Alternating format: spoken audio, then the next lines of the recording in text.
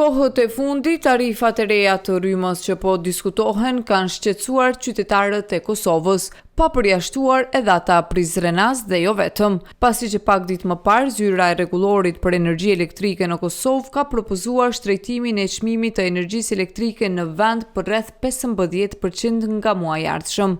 Për këtë çështje, disa qytetarë janë shprehur të shqetësuar për paralajmërimet e rritjes së çmimit të energjisë elektrike, ku sipas tyre shtrejtimi është i papërballueshëm duke rënduar dukshëm çdo ditë jetën e qytetarëve të Kosovës. Po jo të arsyeshme, se mjaft është e shtrejt edhe këto blok tarifat. Rrogat po zoglohen, çmimet po rriten. Shumë keq.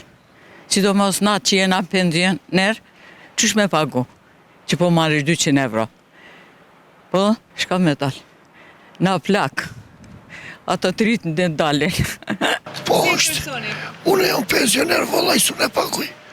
Me këtë që ka 15-20 pensionin për marë për paguj.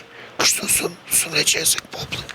Është paralajmëruar gjithashtu që do të mbahet edhe protestë sa i përket shtrejtimit të rrymës. A do të dilni? Po, do të dalim bashkë me gjithë popullin. Shumë keq. Shumë keq.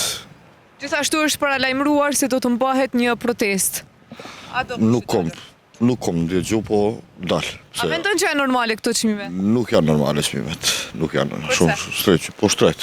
Se si do të rrjedhin ngjarjet mbetet të shihet ditëve në vijim, do të ketë protesta dhe shtrejtim të tarifave bashk, apo e para do të ndikojë që mos të ketë rritje të tarifave.